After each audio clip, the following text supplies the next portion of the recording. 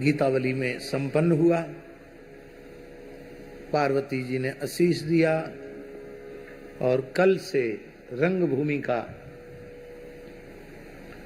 जो दिव्य उत्सव है, कल से रंगभूमि का भाव गीतावली के माध्यम से निवेदित किया जाएगा। धनुर्भंग की लीला के जैसे सुंदर सुंदर भाव गोस्वामी जी ने गीतावली में दिए हुए हैं, वैसे अन्यत्र कहीं उपलब्ध नहीं होते। एक दो पदों में नहीं, अभी कई पदों के बाद तब धनुर्भंग होगा। तो हम लोग यथा समय उसका आस्वादन करेंगे। अब अविलंब भागवत जी का जो प्रसंग हम लोग स्मरण कर रहे हैं, उस प्रसंग की चर्चा करते हैं।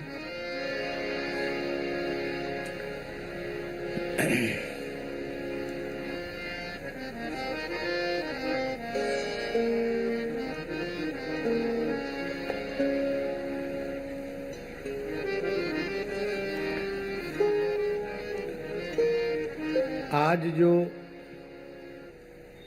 प्रकरण है वो अपने आप में बड़ा अद्भुत और अनुपम प्रकरण है।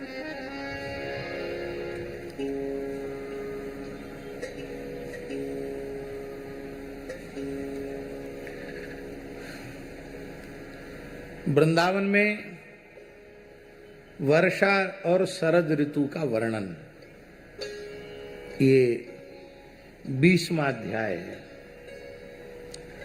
और इस 20वें अध्याय में भगवान व्यास की काव्यात्मक जो वर्णन की शैली है वो तो अद्भुत है ही। शुकदेव जी की निरूपण की शैली बड़ी अद्भुत है।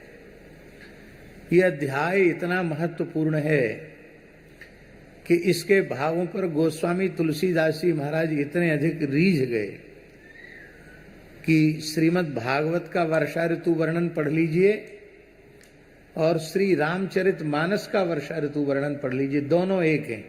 बस ऐसा लगता है यहाँ के श्लोकों को बिल्कुल दोहे चौपाई में अनुवाद करके गोस्वामी जी ने वहां प्रतिष्ठित कर दिया मानस जी में, ऐसा है। अथ विंशोऽध्यायः श्रीशुक उवाच तयोस्तदद्भुतं कर्म दावाग्नेर्मोक्षमात्मनः गोपास्त्रीभ्यः समाचक्षुः गोपाः स्त्रीभ्यः समाचक्षुः प्रलम्बबधमेव च। आज गोचारण लीला के बाद जब ग्वाल बाल लौट के घर आए हैं तो उन्होंने अपनी माँ बहन आदि जो घर की स्त्रियां हैं उनसे भगवान कृष्ण बलराम ने जो अद्भुत लीला आज की है, अद्भुत कर्म किया है, प्रलंबासुर का एक घूंसे में उद्धार दाऊ जी ने किया है और चारों ओर से आग लग गई थी। हमारी गायें और हम सब चारों ओर से अग्नि में घिर गए थे। उस भयंकर अग्नि को श्री कृष्ण ने पी लिया। यह लीला ग्वाल वालों ने, दोनों लीला, प्रलंबासुर के उद्धार की लीला और भगवान के अग्निपान की लीला घरों में आकर के सुनाई। उसको सुनकर के ज्ञान वृद्ध वयोवृद्ध गोप गोपियां अत्यंत आश्चर्यचकित हो गए, विस्मित हो गए और मेनिरे देव प्रवरऊ कृष्ण रामऊ ब्रजंगतऊ। उन्होंने मान लिया कि वस्तुतः कृष्ण बलराम कोई साधारण ग्वाल बाल, ये गोप बालक नहीं है। देव प्रवरऊ, ये तो कोई बड़े देवता ही ब्रज में ग्वाल वेश में पधारे हैं। आप लोग कहेंगे ऐसा क्यों ग्वाल उन्होंने सोचा? गर्गाचार्य जी तो आकर स्पष्ट कर गए हैं, तस्मान नंदात्मजो यन्ते नारायण समो गुणे। और बड़े बड़े चमत्कार अब तक प्रकट हो चुके हैं जिनसे यह बात प्रमाणित हो गई कि कृष्ण बलराम साक्षात परब्रह्म परमात्मा हैं, ये बात प्रमाणित हो चुकी है। लेकिन ब्रजवासी स्वीकार करने के लिए राजी क्यों नहीं है? वे इतना ही आज क्यों कह रहे हैं कि हम, ऐसा लगता है कि ग्वाल वेश में कोई बड़े बड़े देवता दो हमारे यहां आए हैं। उसका कारण यही है, भगवान की मधुराति मधुर लीलाएं ऐसी हैं कि उनको देखकर बड़े बड़े ज्ञान विज्ञान संपन्न भी मोहित हो जाते हैं। हाँ, ये कैसी है भगवान की माया। जो ज्ञानी न कर चित अपहरई,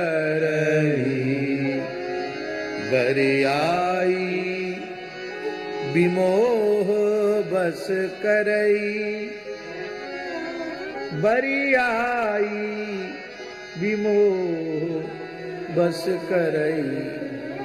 भगवान स्वयं अपनी मधुर लीलाओं से गोप गोपियों के मन को इस प्रकार से मोहित कर लेते हैं कि विशेष माधुर्य रस में डूब जाने के कारण वे भगवान के ऐश्वर्य को भूल जाते हैं। क्यों भूल जाते हैं? नहीं भूलेंगे तो लीला ही नहीं बनेगी। यदि गोप गोपियां भगवान को परब्रह्म परमात्मा मानकर भगवान मानेंगे तो उनके साथ जो मधुर मधुर लीलाएं हो रही हैं वो नहीं होंगी। अच्छा, एक बात बताओ,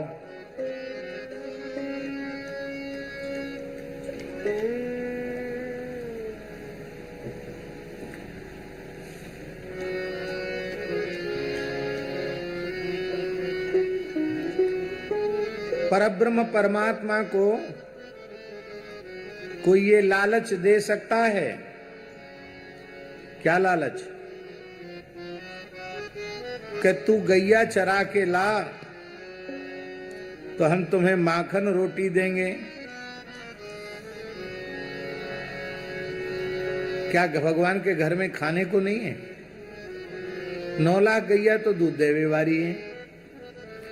छाछ रखने की नंद महल में जगह नहीं है। आज भी नंदगांव में छाछ कुंड है, सरोवर में छाछ भरी रहती है। और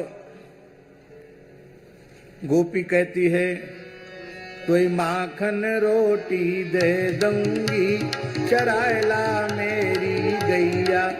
कोई माखन रोटी दे दूंगी, चरायला मेरी गैया। अब ये परब्रह्म मानकर व्यवहार होगा?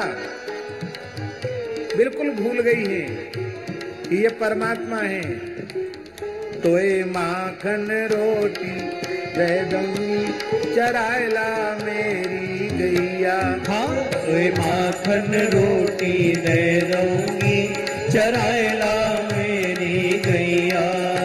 चरायला मेरी गैया, चरायला मेरी गैया। चरायला मेरी गैया, चरायला मेरी गैया। कोई माखन रोटी दे दूंगी, चरायला मेरी गैया। कोई माखन रोटी दे दूंगी, चरायला मेरी गैया। ठाकुर जी बोले, नाए जाऊंगा तेरी गैया चराए हुए। क्यों? हमारे घर में दही नाए का? बोले है तो सही, पर वो जैसो दही जमाए वो आवे, वैसो तेरी मैया नाए जमाए सके। कोरी कोरी मटकी में दही जमायो, कोरी कोरी मटकी में दही जमायो। कोरी कोरी मटकी में दही जमायो। अरे कोरी कोरी मटकी में दही जमायो। पहले तो ये जिमाए दूंगी, चरायला मेरी गैया। हाँ, पहले तो ये जिमाए दूंगी, चरायला मेरी गैया। तो ये माखन रोटी दे दूंगी, चरायला मेरी गैया। तो ये माखन रोटी दे दूंगी, चरायला मेरी गैया। और कहा देगी तू, बोले जब तू गैया चराए हुए जाएगा ना, और मैं छकियारी बन के आऊंगी, छाक लेके आऊंगी, तो देख लाला तो एक टोकू छाक में कहा लेके आऊंगी। छाक समझते कि नहीं? मध्याह्न भोजन। टेटी को साग बिझर की रोटी, टेटी को साग बिझर की रोटी, टेटी को साग बिझर की रोटी, अरे टेटी को साग बिझर की रोटी। पहले तो ये जिमाए दूंगी, चरायला मेरी गैया। हाँ, पहले तो ये जिमाए दूंगी, चरायला मेरी गैया। तोय माखन रोटी दे दूंगी, चरायला मेरी गैया। तोय माखन रोटी दे दूंगी, चरायला मेरी गैया।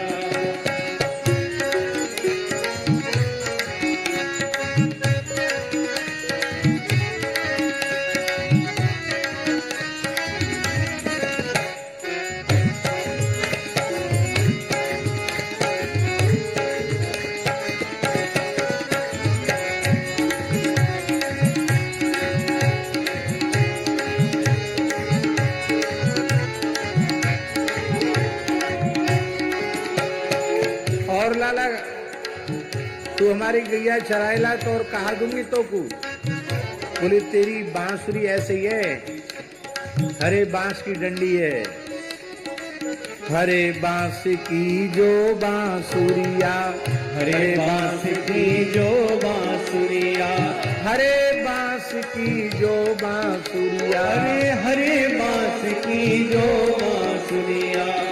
बामे नग मोती जड़वाए दूंगी, चरायला मेरी गैया।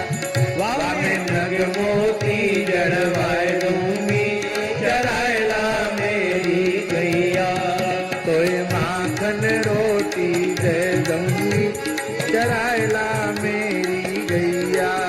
तोय माखन रोटी दे दूंगी, चरायला मेरी गैया। और कहा करेगी तू,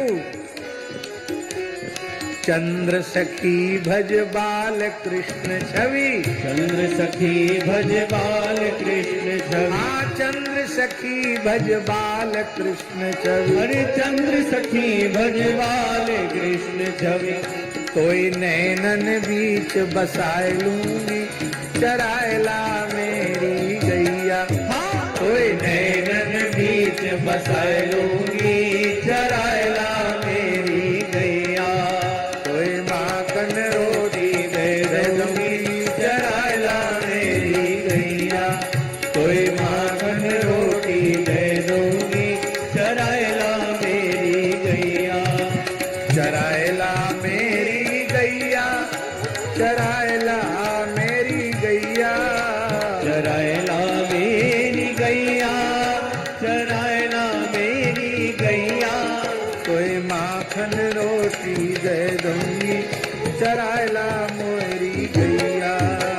माखन रोटी दे दूंगी, चरायला मेरी गैया।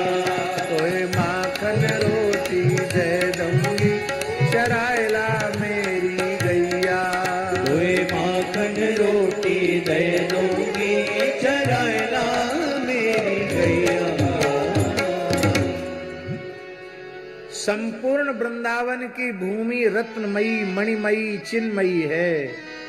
करोड़ों करोड़ों चिंतामणियां बिछी हुई हैं वृंदावन की भूमि में। संकल्प किया वो वस्तु वहां प्रकट हो जाती है और कहती, तेरे हरे बांस की तेरी बांसुरिया, बा में मोती नग जड़वाए दूंगी। ऐसे लगता मैंने भगवान बहुत गरीबी हालत में। ये मधुर लीला, क्योंकि इस प्रकार का जो दिव्य मधुर रस है वो तब तक प्रकट नहीं हो सकता है जब तक कि गोप गोपियों के ऐश्वर्य ज्ञान की चोरी न हो। इसलिए ठाकुर जी अपनी मधुराति मधुर रसमयी लीलाओं का विस्तार करने के लिए ग्वाल बालों के भीतर जो भगवत भाव जग गया है, ऐश्वर्य भाव जग गया है, उसकी चोरी ठाकुर जी कर लेते हैं। लेकिन कभी कभी जब बड़े चमत्कार होते हैं तो कहते रे भैया, ऐसो लगे कि सामान्य गोप बालक ना आए, ये तो कोई बड़े देवता हमारे यहाँ ग्वारिया बन के आए गए। अब इनसे थोड़ो सावधान है कि व्यवहार